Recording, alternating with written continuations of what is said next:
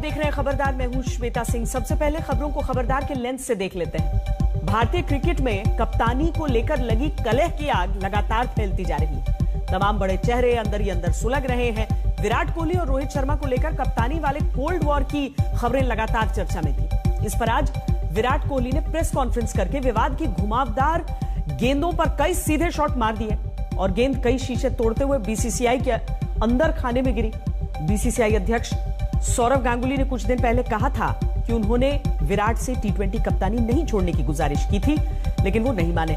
जबकि विराट कोहली ने आज प्रेस कॉन्फ्रेंस में जो कहा उसका सीधा सा मतलब यह है कि उन्हें विश्वास में लिए बिना वनडे टीम की कप्तानी से हटाया गया। जाहिर है इस विवाद की गेंद बहुत तेजी से स्पिन कर रही है। ऐसे में आज भारतीय क्रिकेट के कप्तानी वाले स्टार वॉर का विश्लेषण करेंगे। इसमें हमारे साथ सुनील गावस्कर भी लाइव जुड़ेंगे।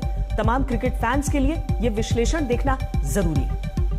आज खबरदार में ग्रुप कैप्टन वरुण सिंह को श्रद्धांजलि देंगे। वो एक ऐसे योद्धा थे जो विकट परिस्थितियों में भी हार नहीं मानते थे, जुटे रहते थे और विजय हासिल करते थे। इसी गुण के कारण ग्रुप कैप्टन वरुण सिंह को शौर्य चक्र से सम्मानित किया गया था। आज वरुण सिंह भले ही हमारे बीच न हो, लेकिन इस वायु सैनिक के विचार अमर हैं। सितंबर में ग्रुप कैप्टन वरुण सिंह ने अपने स्कूल को एक चिट्ठी लिखी थी। वो चिट्ठी भारत में स्कूल जाने वाले हर उस बच्चे को पढ़नी चाहिए जो 90% से ज्यादा नंबर लाने के दबाव में जीता है और खुद पर शक करता है। वरुण सिंह ने लिखा था, अगर वो एक बच्चे के अंदर भी खुद पर भरोसा करने की उम्मीद जगा पाते हैं तो ये चिट्ठी लिखने का उनका प्रयास सफल हो जाएगा। इसीलिए ये चिट्ठी पढ़ना भारत के हर परिवार के लिए जरूरी है। और चिंताजनक खबर यह है कि कोरोना का ओमिक्रॉन वेरिएंट अब भारत के 10 राज्यों में फैल चुका है। इसकी संक्रामकता ऐसी है कि 7 साल का बच्चा भी इसकी चपेट में आ गया। बच्चों में ओमिक्रॉन संक्रमण का केस देखकर देश के करोड़ों परिवारों में चिंता की लहर है। और चिंता हो या वायरस, दोनों को जानकारी, सावधानी और साइंस से ही दूर किया जा सकता है। आज ओमिक्रॉन के सुपर संक्रमण और सिस्टम की तैयारियों पर पूरी ग्राउंड रिपोर्ट देखिएगा। लेकिन शुरुआत हम क्रिकेट से करेंगे। आमतौर पर अपनी बैटिंग की वजह से सुर्खियों में रहने वाले विराट कोहली पिछले 1 महीने से कप्तानी को लेकर सुर्खियों में हैं। पहले उन्होंने टी20 कप्तानी छोड़ी, फिर बीसीसीआई ने विराट कोहली से वनडे कप्तानी छीन ली और रोहित शर्मा को नया वनडे कप्तान बना दिया गया। इसके बाद खबरें आने लगी कि विराट कोहली दक्षिण अफ्रीका के खिलाफ वनडे सीरीज नहीं खेलेंगे और इन सब खबरों को मिलाकर चर्चा यह होने लगी कि विराट रोहित की कप्तानी में नहीं खेलना चाहते। लेकिन आज विराट कोहली ने खुद पर लग रहे आरोपों के हर बाउंसर पर आक्रामक शॉट लगाए और फ्रंट फुट पर बैटिंग करते हुए खुद पर उठ रहे सवालों की गेंदों को बीसीसीआई के पाले में डाल दिया।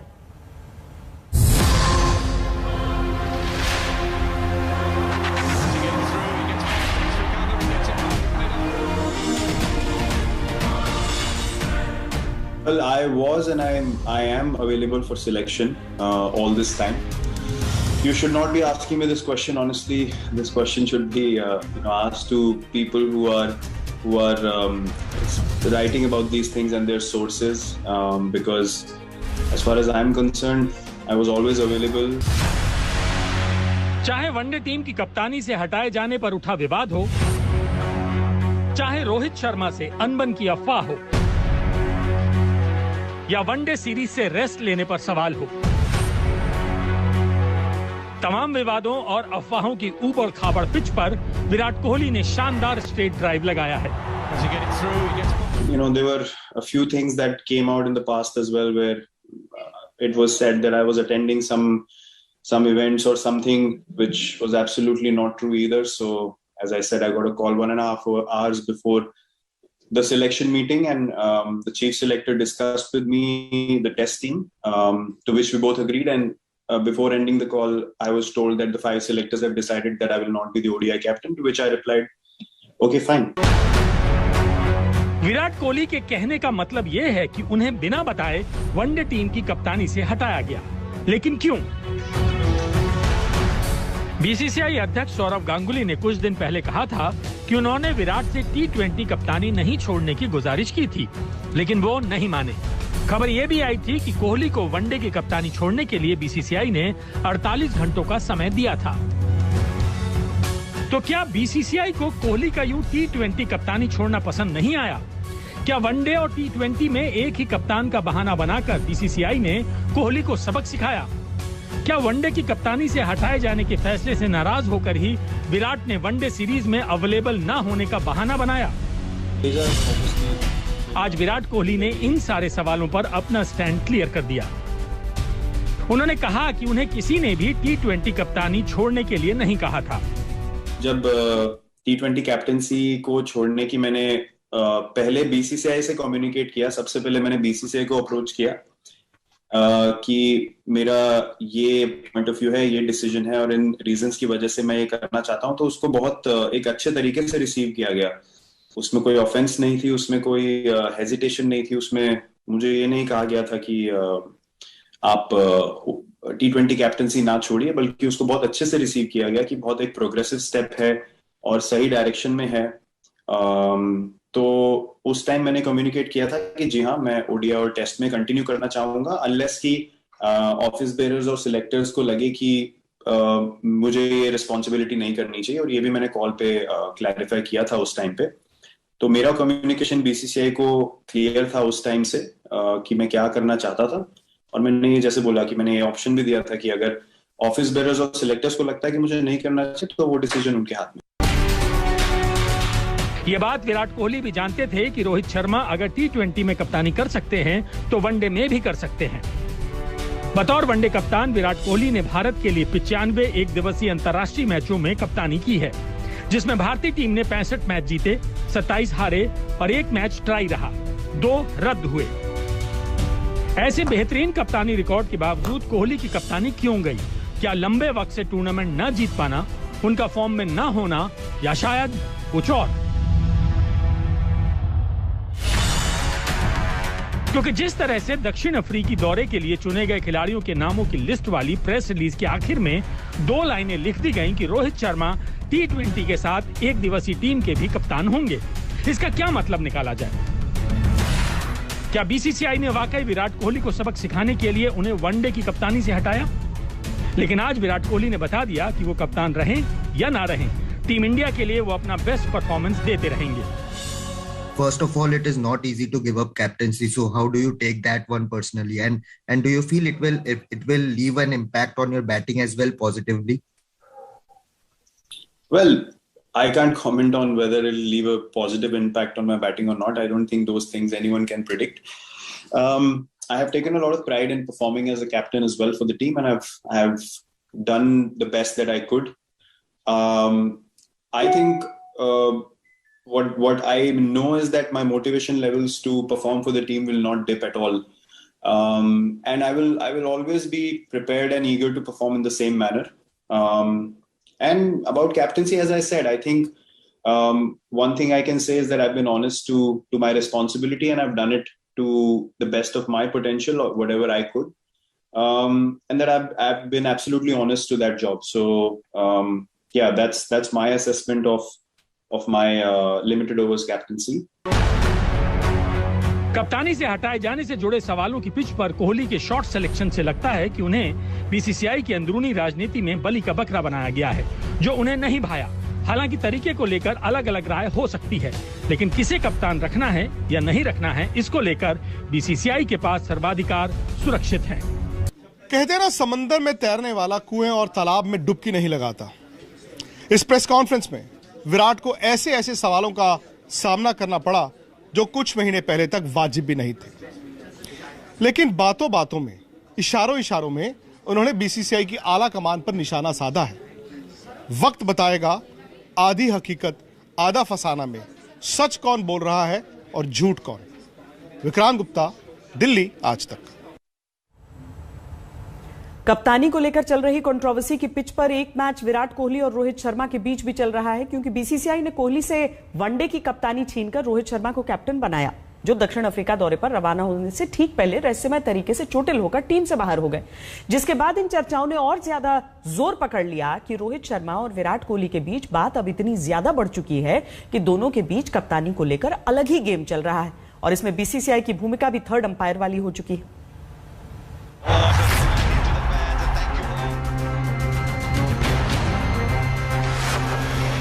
पिछले 2 या 2.5 साल से मैं इसको क्लैरिफाई करे जा रहा हूँ रेगुलरली, और मैं थक चुका हूँ इस चीज को क्लैरिफाई कर। कोहली भले ही सफाई देते देते थकान महसूस कर रहे हो, लेकिन शायद सफलता के रथ पर सवार विराट कोहली और रोहित शर्मा का ईगो इनके बीच की दूरियां बढ़ा रहा है। विराट को कप्तानी से हटाकर व्हाइट बॉल फॉर्मेट की कमान रोहित को सौंप देना, उसके बाद विराट के वनडे सीरीज में ना खेलने की इच्छा जताना, फिर रोहित का अचानक चोटिल होकर टेस्ट सीरीज से बाहर होना, ये सब कुछ इशारा कर रहा है कि दोनों के बीच सब कुछ ठीक नहीं है। लेकिन दक्षिण अफ्रीका रवाना होने से पहले विराट कोहली ने इस विवाद को खत्म करने की कोशिश जरूर कर दी है। मेरे और रोहित के बीच में मैंने पहले भी ये कितनी बार एड्रेस किया आके कि हमारे बीच में कोई भी प्रॉब्लम नहीं है, और ऑनेस्टली मैं पिछले 2 या 2.5 साल से मैं इसको क्लैरिफाई करे जा रहा हूँ रेगुलरली, और मैं थक चुका हूँ इस चीज को क्लैरिफाई कर करके, क्योंकि ये बार बार सवाल मुझसे पूछा जाता है। और मैं आपको एक चीज गारंटी के साथ बोल सकता हूँ कि मेरा कोई भी एक्शन या मेरा कोई भी कम्युनिकेशन कभी भी टीम को नीचे लगाने के लिए नहीं होगा जब तक मैं क्रिकेट खेलूंगा। कईयों को लगता है कि रोहित और विराट के बीच ये विवाद ईगो की लड़ाई है। ऐसी खबरें भी आई कि रोहित ने बीसीसीआई के सामने शर्त रखी थी कि वो T20 के कप्तान तभी बनेंगे जब उन्हें वनडे की भी कप्तानी सौंपी जाएगी। इसके बाद दक्षिण अफ्रीका दौरे के लिए उड़ान भरने से 2 दिन पहले ही रोहित शर्मा का रहस्यमयी चोट के कारण दौरे से बाहर हो जाना भी कई सवाल खड़े करता है। क्या वाकई विराट कोहली और रोहित शर्मा एक दूसरे की कप्तानी में खेलने के लिए तैयार नहीं है? विराट हो या रोहित, दोनों के एक्शन की तरह ही उनके बयानों की टाइमिंग भी संदेह पैदा करती है। There'll be a lot of people talking about it, positive, negatives. But for me personally, as a cricketer, not as a captain, as a cricketer, for me, it's important to focus on my job, not to focus on what people are talking about, because you can't control that. I've said it a million times about this, and I'll keep saying that. कहने वाले तो ये भी कह रहे हैं कि BCCI ने विराट कोहली की कप्तानी पर बंदूक चलाने के लिए रोहित शर्मा के कंधे का इस्तेमाल किया है। लेकिन ये बात भी 16 आने सच है कि विराट कोहली के बाद अगर कोई कप्तानी का सबसे मजबूत दावेदार है तो वो रोहित ही है। कप्तानों का बदला जाना कोई अस्वाभाविक बात नहीं है, लेकिन इस पूरे मामले को बीसीसीआई ने जिस अंदाज में हैंडल किया है उससे ये एक स्कैंडल बन गया है। देखिए, खेल बड़ा है और खेल से बड़ा कोई भी नहीं है। किस खेल में, किस गेम में, किस खिलाड़ी के बीच में क्या चल रहा है, मुझे इसकी जानकारी मैं नहीं दे सकता। संबंधित एसोसिएशन, फेडरेशंस का ये काम है और मुझे लगता है वही जानकारी दें तो उचित रहेगा। कोहली ने आज इस विवाद को खत्म करने के लिए एक कदम आगे बढ़ाया है। उम्मीद है कि दक्षिण अफ्रीका टूर पर विराट और रोहित दोनों दिग्गज आपसी मनमुटाव और मतभेदों को भुलाकर खेलेंगे, क्योंकि कोई भी भावना देशभक्ति की भावना से बढ़कर नहीं हो सकती। आज तक ब्यूरो। क्रिकेट एक टीम का खेल है और कभी भी किसी एक इंडिविजुअल के अच्छा करने से नहीं बल्कि टीम के अच्छा करने से जीत होती है। यहां पर विराट कोहली ने अपने लिए सफाई दी है, लेकिन उससे मामले को थोड़ा सा और उलझाया है। हमारे साथ इस समय सुनील गावस्कर जुड़ रहे हैं। सनी भाई, बहुत स्वागत है आपका। एक कैप्टन इंडियन टीम का रहेगा या नहीं रहेगा, ये किसका प्रेरोगेटिव है? क्या वो खिलाड़ी तय करेगा या सिलेक्टर्स तय करेंगे? ये तो सिलेक्टर्स तय करते हैं। सिलेक्टर्स ये आपको टीम में चुनते हैं, उसके बाद में जब आपका अनुभव बढ़ जाता है तो फिर आपको वो एक कप्तान भी बना देते हैं। तो सिलेक्शन कमेटी चुनती है एज अ प्लेयर और एज अ कैप्टन। तो जब एक खिलाड़ी को मीडिया से नहीं पता चला है, उससे पहले 1.5-2 घंटे पहले पता चल गया कि हम ये निर्णय ले रहे हैं, तो इसमें गलती किसकी हुई? क्या विराट कोहली सही कह रहे हैं कि मुझे कंसल्ट नहीं किया गया? देखिए, गलती किसी की नहीं है। जब आपको 1.5 घंटे पहले आपके चेयरमैन, सिलेक्शन कमेटी के जो चेयरमैन है, अगर उन्होंने आपको बताया तो मुझे लगता है कि बस उससे ये काफी है। और ये गलत होगा कि आपको और किसी माध्यम से अगर आपको वो पता चले कि आप कप्तान ने की या आपको ड्रॉप भी किया है। देखिए, जब मैं कप्तान था तो जब भी किसी खिलाड़ी को ड्रॉप करना था और सिलेक्शन कमेटी, कप्तान होने के नाते मेरे पास वोट नहीं था, मुझे को-ऑप्ट किया जाता था। पर अगर कोई भी, खास करके कोई सीनियर खिलाड़ी को अगर चयन कर्ताओं ने डिसाइड किया कि उसको ड्रॉप करना है, तो मैं ये कोशिश करता था हमेशा कि मैं खुद जाके उनके कमरे में या उनको फोन पर उनको बताऊं कि वो अगले टेस्ट में है नहीं, और उनको कारण बताऊं कि किस कारण की वजह से उनको ड्रॉप किया गया है। ये मैं हमेशा करने की कोशिश करता था कि ताकि मतलब उन दिनों में मीडिया और किसी और के जरिए से सुनने से पहले कि अगर मैं कप्तान होने के नाते अगर मैं अपने खिलाड़ी को बता सकूं कि क्यों उनको चुना नहीं गया, तो मुझे लगता था कि उनसे वो ये बनती थी कि वो इम्प्रूव करने की कोशिश करेंगे और वापसी करने की कोशिश करेंगे। सनी भाई, करोड़ों का देश है हमारा और इसमें सिर्फ 11 लड़के ऐसे होते हैं जो देश को रिप्रेजेंट कर पाते हैं एक समय में क्रिकेट के मैदान पर। जाहिर है कि वो सर्वश्रेष्ठ होते हैं और जहां पर कोई सर्वश्रेष्ठ होगा तो वहां पर ईगोज होंगे, लेकिन उसको मैनेज करते हुए, आपस में दोस्ती रखते हुए, क्योंकि चाहे बैटिंग हो चाहे बॉलिंग हो, वहां पर पार्टनरशिप्स की बड़ी आवश्यकता होती है। अगर विराट कोहली ये सारी चीजें सामने आकर कहते हैं, आपको लगता है कि ये सफाई दी जा रही थी या कहीं कुछ कॉम्प्लिकेट हो सकता है? उन्हें और रोहित को बात करने की जरूरत है रादर दैन मीडिया के सामने इस तरह की चीजें और दुनिया के सामने इस तरह की चीजें रखना। देखिए, आज जो मीडिया कॉन्फ्रेंस में हुआ वो मुझे पता नहीं, मैं तो देश के बाहर हूं तो मुझे ये पता नहीं, पर ये मुझे कहना होगा कि जो उनको सवाल किया गया उसका उन्होंने जवाब दिया कि उनको 1.5 घंटा पहले उनको बताया गया था, अनाउंसमेंट होने के पहले, क्योंकि वो एक टेस्ट टीम के सिलेक्शन कमेटी में वो जुड़े थे। कोहली टेस्ट टीम के सिलेक्शन में जुड़े थे चयनकर्ताओं के साथ। तो उस वक्त चयनकर्ता के जो चेयरमैन थे उन्होंने उनको बताया कि वो सफेद गेंदों की कप्तान नहीं बनेंगे, और उतना ही बताया। उन्होंने शायद ये नहीं बताया कि कौन कप्तान होगा, शायद वो नहीं बताया, पर ये है। तो मुझे इसमें गलती किसी की दिखाई नहीं दे रही, क्योंकि जब तक आपको ऑफिशियल तरीके से आपको पता चला है, चयनकर्ता मतलब बिल्कुल ऑफिशियल है, चेयरमैन, उनके हाथों से, उनके मुंह से आपको पता चला है कि आपको चुना नहीं गया, तो उसमें किसी की गलती है नहीं। दुनिया में कोई भी नौकरी होती है वहां पर परफॉर्मेंस रिलेटेड अप्रेजल्स होते हैं। एक क्रिकेटर टीम में रहेगा या नहीं ये उसके परफॉर्मेंस पे डिपेंड करता है। एक कैप्टन के पद पर रहेगा या नहीं उसके पास परफॉर्मेंस है। बायलैटरल सीरीज में विराट कोहली ने बहुत शानदार प्रदर्शन किया, पर एक कैप्टन के तौर पर अलग अलग टूर्नामेंट्स में वो कुछ नहीं ट्रॉफी अचीव कर पाए, ये भी एक हकीकत ही है सनी भाई। जी हाँ, बिल्कुल। पर मुझे लगता है कि जैसे कि हमने बीसीसीआई के प्रेसिडेंट है सौरव गांगुली, उनका जो इंटरव्यू के बारे में हमने सुना था कि उन्होंने कहा कि एक सफेद गेंद के लिए की टूर्नामेंट के लिए 2 कप्तान, अलग अलग कप्तान नहीं हो सकते थे, इसीलिए उन्होंने ये तय किया कि जो लाल गेंद की मतलब टेस्ट मैच की जो क्रिकेट होगी उसमें कोहली कप्तान होंगे, और जो व्हाइट बॉल की क्रिकेट होगी, सफेद बॉल की क्रिकेट होगी, उसमें रोहित शर्मा कप्तान। और जितना ज्यादा क्रिकेट आजकल हो रही है और हर क्रिकेटर इस चीज को बोलता भी है कि बेटर रोटेशन से उन सबको भी बेहतर फायदा हो सकता है, तो एक कैप्टन पर भी तो स्ट्रेस बहुत होता है। जब विराट कोहली को पहली बार वर्ल्ड था कि T20 इंटरनेशनल की कैप्टनसी वो नहीं करेंगे, तो उन्हें भी इस बात का सुकून था कि थोड़ा सा एक रेस्ट मिलेगा, वो अपने खेल पर बेहतर फोकस कर सकते हैं। और शायद रोहित शर्मा भी एक चांस डिजर्व करते हैं अपनी काबिलियत दिखाने के लिए। जी बिल्कुल बिल्कुल। और ये भी हो सकता है कि इसके बाद में आप ये देखेंगे कि कोहली बिल्कुल जैसे कि 2 साल पहले वो जो सेंचुरी के ऊपर सेंचुरी लगा रहे थे वैसे खेल पाएंगे। हमने ये भी देखा है कि जब रोहित शर्मा को जब पहली बार मुंबई इंडियंस का जब कप्तान बनाया गया था, तो उसके पहले जो उनकी जो पारियां होती थी या 20-30 रन 40 रन की पारियां, उसका बदलाव हो गया 70-80 और सेंचुरी की पारियां, जिससे टीम को फायदा हो गया। क्योंकि जब आप कप्तान होते तो और थोड़ी जिम्मेवारी के साथ आप बल्लेबाज होते हैं, तो और थोड़ी जिम्मेवारी के साथ आप खेलते, आपकी शॉट सिलेक्शन जो होती है वो और भी सटीक बनती है, क्योंकि आप जानते हैं कि आपको एक एग्जाम्पल सेट करना है अपने खिलाड़ियों को, बाकी के खिलाड़ियों पर। और उसी का फायदा तो मुंबई इंडियंस को हुआ, 5 बार वो उन्होंने IPL की ट्रॉफी जीती है।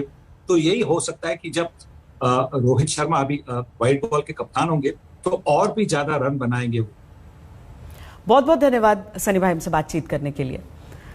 तो जाहिर है जब क्रिकेट के खेल की बात आती है तो चूंकि भारत का सबसे प्रिय खेल यही हो जाता है, इसीलिए अगर इस तरह के विवाद होते हैं तो मन में सवाल सबके उठते हैं। लेकिन आज कोरोना के ओमिक्रॉन वेरिएंट की भी हम बात करते हैं, जिसको लेकर देश के हर मां बाप की चिंता बढ़ गई है, क्योंकि देश में 7 साल के एक बच्चे में ओमिक्रॉन की पुष्टि हुई है।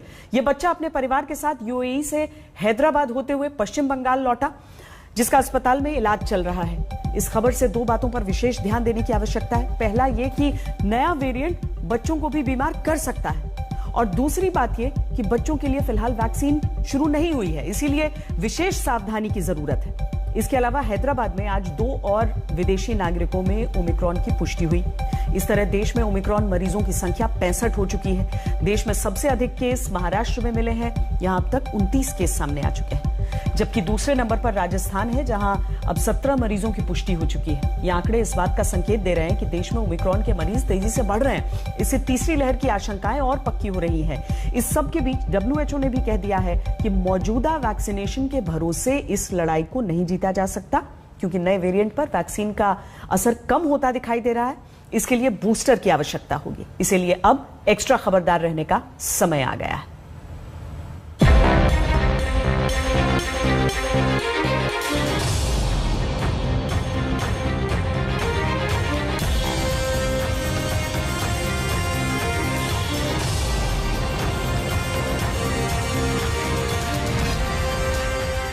दो दिसंबर को 2 केस, 5 दिसंबर को 21 केस, 14 दिसंबर को 58 केस और अब 15 दिसंबर को 65 केस।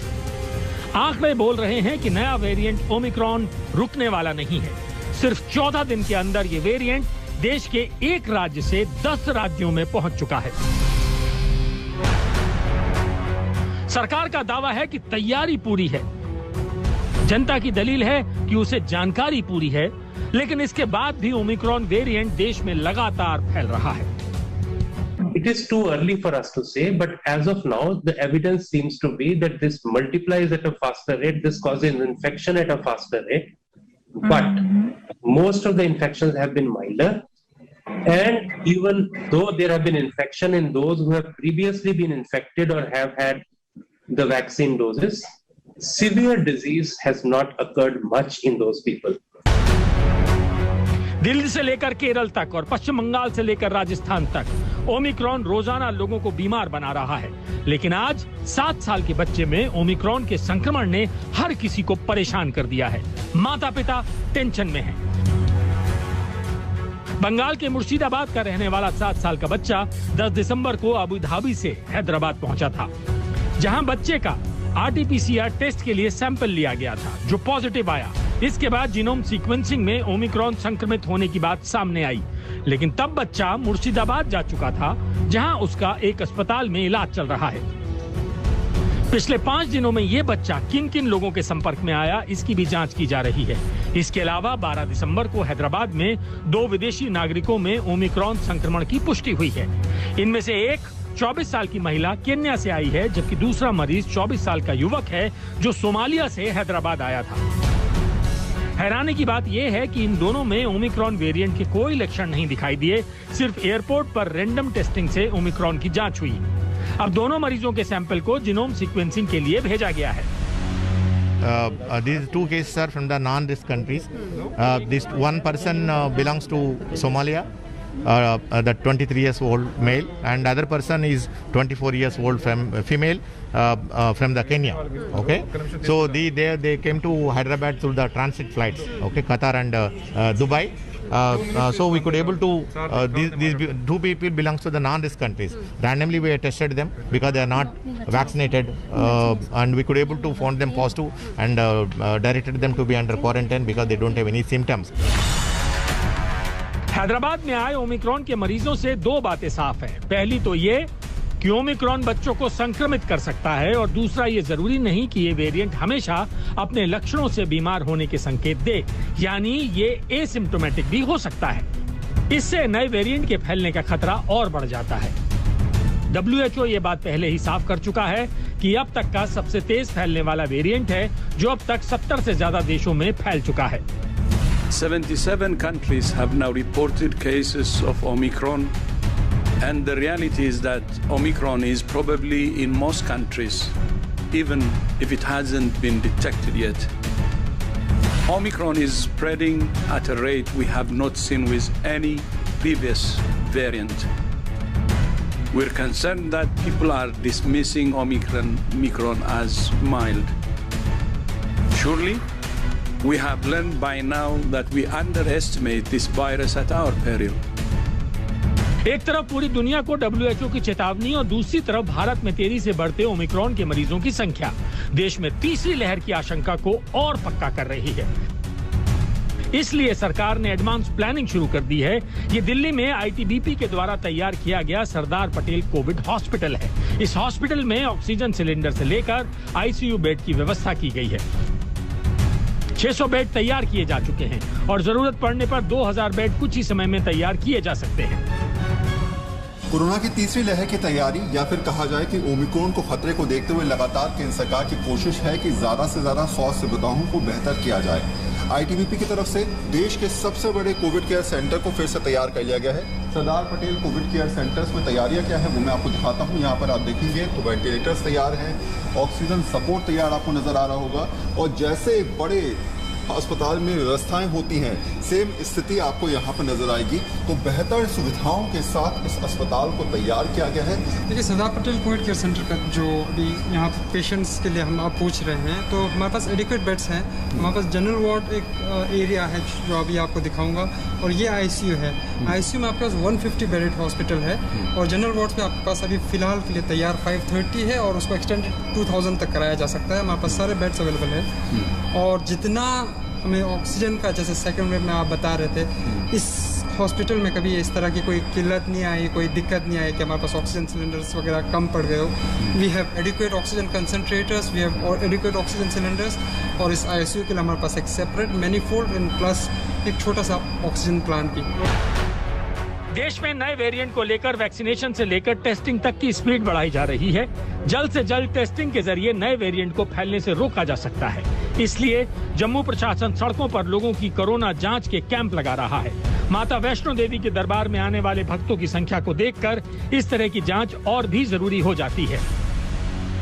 इस समय हम मौजूद हैं जम्मू के ऐतिहासिक रघुनाथ मंदिर के बाहर और जिस प्रकार से इस समय समूचे देश में ओमिक्रॉन वेरिएंट को लेकर चिंता जताई जा रही है, यहाँ पर भी कई कदम उठाए जा रहे हैं प्रशासन के द्वारा। आप देख रहे हैं कि लोगों की टेस्टिंग यहाँ पर इंटेंसिफाई की गई है, यानी कि जो लोग मास्क के बगैर सड़कों पर घूम रहे हैं और खासतौर पर पर्यटक स्थलों के बाहर, मंदिरों के बाहर उनका यहाँ पर टेस्टिंग किया जा रहा है।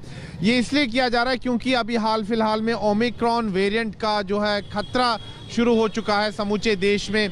कई राज्यों में ओमिक्रॉन के मामले भी सामने आए हैं। फिलहाल जम्मू कश्मीर में कोई मामला तो नहीं आया है, लेकिन फिर भी प्रशासन पूरी तरह से मुस्तैद है, पर्याप्त कदम उठाए जा रहे हैं। फिलहाल यहाँ पर 3 संदिग्ध ओमिक्रॉन के मामले बताए जा रहे हैं। अभी उनकी पुष्टि नहीं हुई है क्योंकि अभी जीनोम सीक्वेंसेस के लिए वो भेजा गया है, टेस्टिंग के लिए भेजा गया है और रिपोर्ट अभी आना बाकी है। टेस्टिंग और वैक्सीन ओमिक्रॉन से लड़ने के 2 सबसे बड़े हथियार हैं, लेकिन अब एक्सपर्ट्स भी मान रहे हैं कि नए वेरिएंट पर वैक्सीन का असर कम हो सकता है। इसलिए अब ये लड़ाई आपकी सावधानी और सतर्कता के कंधों पर आकर टिक गई है। जरूरी है कि भीड़-भाड़ में जाने से बचा जाए और चेहरे से मास्क बिल्कुल न हटाया जाए। आपकी सावधानी ही इस संकट को बचा सकती है।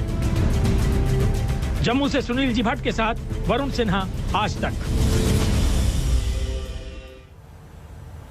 बीते 7 दिनों से देश उनकी एक एक सांस के लिए प्रार्थना कर रहा था, लेकिन अफसोस की होनी को कुछ और ही मंजूर था। भारतीय वायुसेना के ग्रुप कैप्टन वरुण सिंह ने हमेशा के लिए दुनिया को अलविदा कह दिया। जनरल बिपिन रावत के साथ 8 दिसंबर की उस हेलीकॉप्टर उड़ान के सहयात्री रहे ग्रुप कैप्टन वरुण सिंह ने आखिर तक जिंदगी के लिए संघर्ष किया। तमिलनाडु के कुन्नूर में हुए हादसे के बाद रेस्क्यू करके उन्हें पहले वेलिंगटन के आर्मी अस्पताल में भर्ती कराया गया था। इसके बाद बेंगलुरु के एयरफोर्स कमांड हॉस्पिटल में उनका इलाज चला। मी-17 V5 हेलीकॉप्टर का वो हादसा इतना भयंकर था कि CDS बिपिन रावत समेत 13 लोगों की मौके पर ही मौत हो गई थी। और आज अकेले जीवित रहे ग्रुप कैप्टन वरुण सिंह का भी निधन हो गया। ग्रुप कैप्टन वरुण सिंह की मृत्यु की सूचना वायुसेना ने दी। इसके बाद प्रधानमंत्री नरेंद्र मोदी समेत पूरे देश ने उनकी मौत पर दुख जताया। प्रधानमंत्री नरेंद्र मोदी ने लिखा कि ग्रुप कैप्टन वरुण सिंह ने गर्व, बहादुरी और पूरी दक्षता के साथ राष्ट्र की सेवा की। देश के लिए उनका बहुमूल्य योगदान कभी नहीं भुलाया जा सकेगा। ग्रुप कैप्टन वरुण सिंह की मृत्यु देश के लिए कितनी बड़ी क्षति है, इसका जवाब उनकी उपलब्धियों में छिपा है। वायुसेना के ग्रुप कैप्टन का पद हासिल करना भी कोई छोटा मुकाम नहीं होता, लेकिन वो देश के निडर सपूत और शानदार सोच के इंसान थे। ग्रुप कैप्टन वरुण सिंह को इसी साल शौर्य चक्र से सम्मानित किया गया था। बहादुरी का ये मेडल पिछले साल तेजस विमान उड़ाते समय हुई दुर्घटना में सूझबूझ का परिचय देने के लिए मिला था। शौर्य चक्र हासिल करने के मौके पर ग्रुप कैप्टन वरुण सिंह ने उस स्कूल के प्रिंसिपल को एक चिट्ठी लिखी थी, जिसमें पढ़कर वो अपने जीवन में आगे बढ़े थे। ग्रुप कैप्टन वरुण सिंह का ये पत्र आम छात्रों को कामयाबी के मायने सिखाती है। साथ ही उनकी उस चिट्ठी में हर किसी के लिए जिंदगी की एक शानदार सीख छिपी है। भारतीय वायुसेना के वीर योद्धा, जानदार शख्सियत, शानदार करियर। वो बड़ी से बड़ी मुसीबत के सामने भी कभी हार नहीं मानते थे, मैदान नहीं छोड़ते थे। पिछले वर्ष जब तेजस की उड़ान के दौरान तकनीकी खराबी आई तो उन्होंने अपनी कुशलता और बहादुरी से एक बड़े हादसे को रोक दिया था। बाद में इस वीरता के लिए उन्हें शौर्य चक्र से सम्मानित किया गया। ग्रुप कैप्टन वरुण सिंह नए भारत के नायक क्यों थे? उनका जीवन प्रेरणा का एक सत्य कथा क्यों है? ये समझने के लिए आपको कुछ महीने पहले लिखी गई उनकी चिट्ठी पढ़नी चाहिए। उन्होंने ये चिट्ठी अपने स्कूल को लिखी थी और इसमें प्रेरणा, कड़े परिश्रम और शानदार सफलता पर अपने विचार रखे थे। उनका ये संदेश उन युवाओं के लिए प्रेरणा है जो एग्जाम में कम नंबर पाने के बाद मायूस हो जाते हैं। ये उन लोगों के लिए भी मैसेज है जो ऐसे बच्चों को कम प्रतिभाशाली समझने की भूल कर बैठते हैं। 90 से 100% नंबर पाने के भागम भाग भरे माहौल के बीच उनके शब्द बहुत प्रभावी और प्रेरणादायक हैं। उन्होंने लिखा था, औसत दर्जे का होने में कोई बुराई नहीं है। स्कूल में हर कोई उत्कृष्ट नहीं होता और सभी स्टूडेंट 90% नंबर नहीं ला पाते। अगर आप ऐसा कर पाते हैं तो ये एक उपलब्धि है, इसकी सराहना होनी चाहिए। लेकिन अगर आप ऐसा नहीं कर पाते तो ये मत सोचिए कि आप औसत दर्जे के होने के लिए ही बने हैं। आप स्कूल में औसत दर्जे के हो सकते हैं, लेकिन इसका ये मतलब नहीं है कि जीवन में आगे आने वाली चीजें भी हमेशा ऐसी ही होंगी। अपने मन की आवाज सुनिए। आप जो भी काम करें उसके प्रति समर्पित रहिए, अपना सर्वोत्तम दीजिए। कभी ये सोचकर सोने मत जाइए कि आपने कम प्रयास किया। कभी उम्मीद मत छोड़िए। ये करना आसान नहीं होगा, इसमें बहुत सारा प्रयास लगेगा। इसके लिए समय और सुख सुविधाओं का बलिदान देना होगा। मैं औसत दर्जे का था, लेकिन आज मैंने अपने करियर में कई मुश्किल चुनौतियों को जीता है। ये मत सोचिए कि 12वीं की बोर्ड परीक्षा के ये नंबर तय करेंगे कि आप अपनी जिंदगी में कुछ बड़ा हासिल करने के काबिल हैं या नहीं। खुद पर विश्वास रखिए और सही दिशा में काम कीजिए। अगर मैं एक बच्चे के अंदर भी खुद पर भरोसा करने की उम्मीद जगा पाता हूं तो ये चिट्ठी लिखने का मेरा प्रयास सफल हो जाएगा। आपका वरुण सिंह। इन विचारों को अपने दिलों में जीवित रखना ही ग्रुप कैप्टन वरुण सिंह को सच्ची श्रद्धांजलि होगा। रुक रहे एक ब्रेक के लिए।